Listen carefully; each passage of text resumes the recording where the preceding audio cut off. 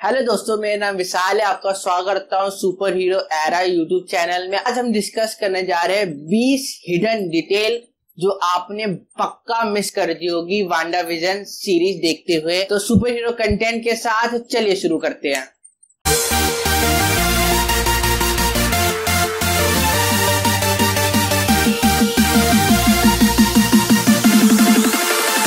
हमें Wanda vision के show में एडवर्टीजमेंट दिखाया जाता है एपिसोड के बीच में। हर एक एपिसोड किसी न किसी इन्फिनिटी स्टोन को रेफर करता है। जैसे कि फर्स्ट एपिसोड में हमें ऐड दिखाई जाती है स्टार्क टोस्टर की। उस टोस्टर के अंदर हमारे सेंटर में एक रेड लाइट होती है और सेम हमारा विजन के सेंटर में माइंड स्टोन होता है। तो फर्स्ट एडवर्टीजमेंट हमारा माइंड स्टोन से इंटरलिंक करता है। सेकेंड एडवर्टीजमेंट हमें दिखाया जाता है वॉच, और वॉच हमारा डायरेक्ट ही लिंक होता है हमारे टाइम स्टोन से। हमें थर्ड जो एडवर्टीजमेंट दिखाया जाता है वो होता है हाइड्रा सोप। वो एक स्क्वायर जैसा है और सेम टू सेम टेसरेक्ट भी स्क्वायर जैसा है। फिर हमें फिफ्थ एपिसोड में हमें दोबारा एक नया ऐड देखने को मिलता है और वो ऐड लागोस ऐड होता है और उसमें रेड केचप एक लेडी क्लीन करते हुए दिखाई देती है हमें। और वो रेड केचप और हमारा रियलिटी स्टोन जब हमारे थॉर डार्क वर्ल्ड में वो लिक्विड फॉर्म में था, वो और ये ऐड बहुत ज्यादा मैच करते हैं। और हमारी जो 6 एपिसोड में हमें एक और नया ऐड देखने को मिलता है और उस ऐड में एक बच्चा होता है जो यो मैजिक खाने की कोशिश करता है पर वो खा नहीं पाता और उसके चक्कर में वो मर जाता है। और अगर आप ध्यान से इस बच्चे को देखोगे, ये बच्चा बहुत ज्यादा सिमिलर लगता है हमारे वोल्मीर पर जो रेड स्कल था उससे।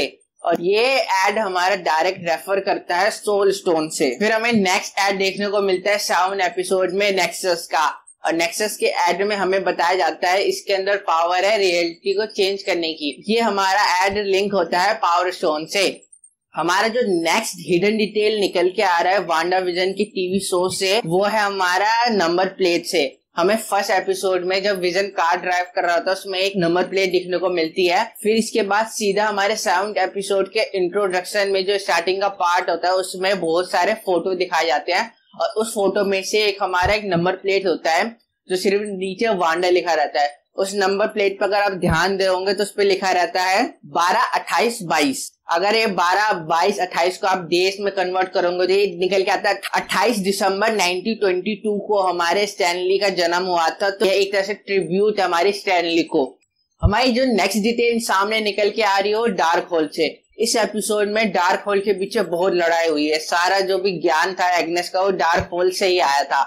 पर क्या आपको पता है डार्क होल की क्या लैंग्वेज है? अगर आपको नहीं पता तो आपको इस वीडियो में पता चल जाएगा। डार्क होल की जो लैंग्वेज है वो संस्कृत में लिखी गई है। हाँ, वो इंडियन लैंग्वेज है। आप देख सकते हैं सीन में हमारे डार्क होल के अंदर संस्कृत में लिखा गया है। जो हमारा नेक्स्ट डिटेल सामने निकल के आ रहा है, वांडा एपिसोड 7 में सीरियल खाती है और सीरियल का अगर आप नाम देखोगे बॉक्स पे लिखा है सुगर स्नैप। ये हमारा डायरेक्ट रेफर करता है थैनोस को। जो हमारा नेक्स्ट डिटेल सामने निकल के आ रहा है वांडा विजन शो से, वो हमारे एपिसोड 7 से है। और एपिसोड 7 में कोबी ब्रायंट को एक ट्रिब्यूट दिया गया है। आप जैसे देख सकते हो ये सीन में जब वांडा एंटर करती है हेडक्वार्टर में तो एक एडवर्टीजमेंट चलती है। वो एडवर्टीजमेंट हमारी कोबी ब्रायंट की होती है। तो मार्वल ने कोबी ब्रायंट को एक ट्रिब्यूट दिया है। अगर आपको पता नहीं है तो मैं बता देता हूँ, कोबी ब्रायंट की हेलीकॉप्टर क्रैश में 2020 जैन को डेथ हो गई थी। तो मार्वल ने इस वांडा विजन के सीरीज में एक ट्रिब्यूट दिया है। जो हमारी नेक्स्ट डिटेल सामने निकल के आ रही है वो वांडा की कॉस्ट्यूम से आ रही है। आप देख सकते हो इसमें वांडा और मैग्नीटो की कितनी ज्यादा कॉस्ट्यूम सिमिलर है। और जो वांडा की कॉस्ट्यूम के अंदर जो हमारा क्राउन है वांडा का, उसमें सेंटर में एक माइंड स्टोन हमारे बना हुआ देख सकते हैं हम इस फोटो में। अगर हम मैग्नीटो की बात करें तो वो कॉमिक में वांडा का फादर है। हमारी नेक्स्ट हिडन डिटेल जो हमें पता चलता है वांडा विजन की सीरीज से, वो है हमारे एपिसोड 8 में स्टार्टिंग में दिखाया जाता है कि विचेस बहुत सारे मिलकर एग्नेस को लेके आती है, खुट्टी पे टांग देती है। हम उसमें देखते जब वो अटैक करने जाती है तो ब्लू कलर के पावर सोर्स से अटैक करती है। एग्नेस का जो कलर है, जो उसकी एनर्जी है, वो पर्पल कलर की है। वांडा की हमारी रेड कलर की है। तो अगर हम सारे कलर देखें जो भी पावर सोर्स है इनका, तो हमारे हर एक कलर एक इन्फिनिटी स्टोन को रिप्रेजेंट कर रहा है। रेड हमारे रियलिटी स्टोन को, हमारा पर्पल हमारा पावर स्टोन को, ब्लू हमारा स्पेस स्टोन को। क्या पता मार्वल फ्यूचर में टीज करे कि जो भी पावर इन विचेस को मिली है, इन सबके जो पावर है वो इन्फिनिटी स्टोन से आई है एमसीयू के अंदर। जो हमारा नेक्स्ट डिटेल्स निकल के आ रहा है वो हमारे एपिसोड 8 में से निकल के आ रहा है। उसमें है कि जब वो मिसाइल हमारे वांडा और पीटरो पे गिरती है तो फटती नहीं है। हमें ये सेम चीज हमारे एज ऑफ अल्ट्रॉन में बताया गया है और फिर हमें बाद में एपिसोड 8 में दिखाया भी गया है कि क्या हुआ था। और अगर हम इस थ्योरी को मान के चले कि वांडा बचपन से विच थी, एक और स्ट्रॉन्ग पॉइंट निकल के आता है कि एमसीयू में स्टार्क नंबर 1 वेपन सेलर इसलिए था कि मैन्युफैक्चरिंग जो वेपन थे वो बहुत कम डिफेक्टिव होते थे, ना के बराबर, तो उसके फटने के चांसेस यहाँ पे बहुत ज्यादा थे। तो इससे पता चलता है कि वांडा ने प्रोबेबिलिटी हैक्स को ही यूज करा था। जो हमारी next detail Wanda vision show से निकल के आ रही है वो हमारी एपिसोड 6 से आ रही है। एपिसोड 6 में हमारा टॉमी पिएट्रो से डरता है, इसीलिए डरता है, उसको लगता है पिएट्रो में भी वैम्पायर है। हमें इस एपिसोड के आगे दिखाने सीन में दिखाया जाता है जो पिएट्रो का जो फेस है वो एक वैम्पायर की तरह दिख रहा है। जो हमारा नेक्स्ट डिटेल सामने निकल के आ रहा है वांडा विजन टीवी सीरीज से वो है हमारा वो एपिसोड 6 से निकल के आ रहा है। हमारे एपिसोड 6 में पिएट्रो के हम लेफ्ट हैंड पे देख सकते हैं उसके यहाँ पे बाइसेप पे एक मॉम का टैटू। तो इसके पहले कुछ लोगों ने का गैस था कि मॉम का मतलब मल्टीवर्स ऑफ मैडनेस है, बट लेटर हमें पता चला कि जो मॉम है वो एक रियल टैटू है हमारे वांस पिएटर का। जो हमारा नेक्स्ट डिटेल सामने निकल के आ रहा है वो हमारा एपिसोड 6 से निकल के आ रहा है। जब पिएट्रो किक एस बोलता था और वांडा ने उस टाइम रिपीट करा था वो वर्ड को, किक एस को, तो ये एक मूवी का रेफरेंस है। अगर आपको पता नहीं है, ये 2010 की लॉन्च हुई मूवी है। इसमें जो एक्टर थे वो दोनों एक्टर हमारे एमसीयू के अंदर क्विक सिल्वर का रोल प्ले कर रखे हैं। एक्समैन यूनिवर्स में जो क्विक सिल्वर का रोल प्ले करते हैं वो भी इस मूवी में थे, और हमारे जो एज ऑफ अल्ट्रॉन में जिसने क्विक सिल्वर का रोल प्ले करा था वो भी इस फिल्म में है। तो दोनों क्विक सिल्वर एक ही मूवी में थे। इनडायरेक्टली किक-एस वर्ड इस मूवी का रेफरेंस है।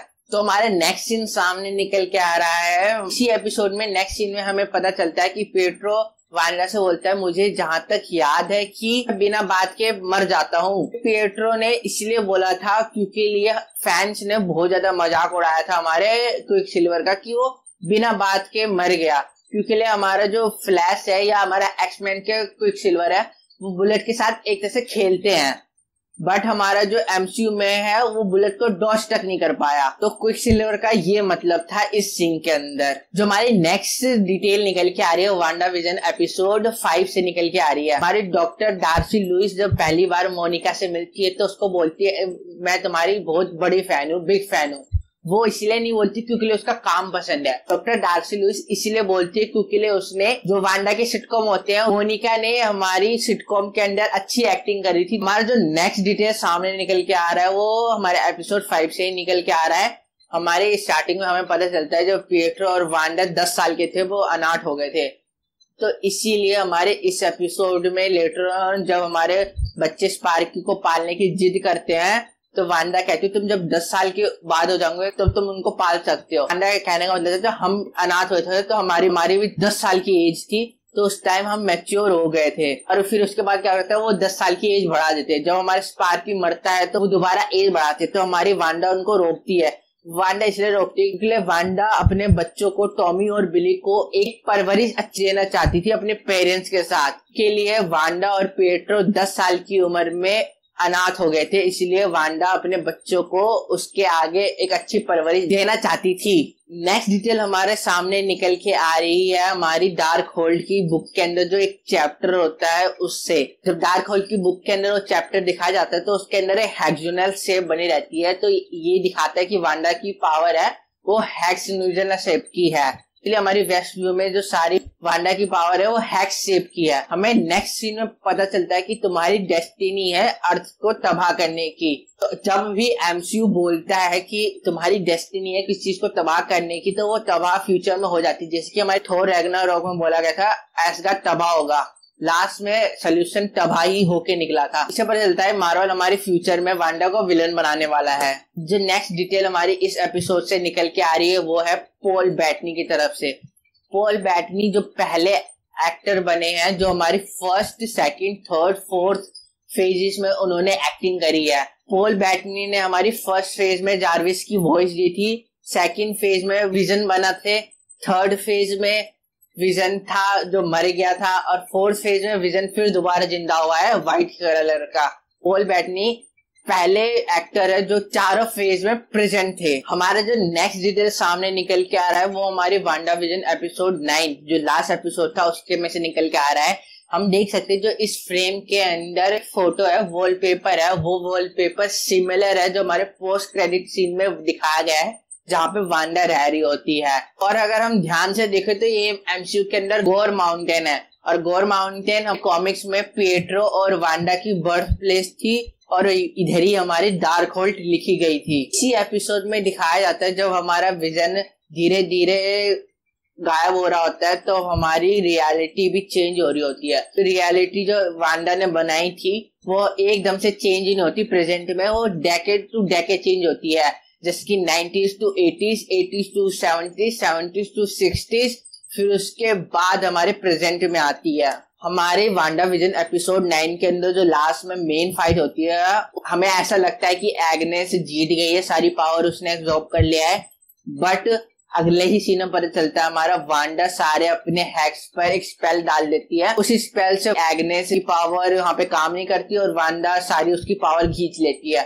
तो वांडा ने ये स्ट्रेटेजी कहाँ से सीखी है, जब पहले दिखा दो कि विलन जीत रहा है फिर तुम वहाँ पे बाजी मार जाओ। तो वांडा ने ये सीखा है टोनी स्टार्क से, जिसकी आप इस वीडियो में देख सकते हो। हमारी जो नेक्स्ट डिटेल निकल के आ रही है वो हमारी एंड क्रेडिट सीन से निकल के आ रही है वांडा विजन में से, जो उनका लास्ट एपिसोड में से था। तब हमारी वांडा डार्क होल को पढ़ रही होती है, उसके बाद जो हमारा खत्म होने वाला होता है सीन, जो सीन के बैकग्राउंड में जो थीम सॉन्ग बजता है, थीम सॉन्ग बहुत ही ज्यादा सिमिलर होता है डॉक्टर स्ट्रेंज मूवी 1 में से जब थीम सॉन्ग बजता है उसके अंदर, जैसे कि आप नेक्स्ट सीन में देख सकते हो।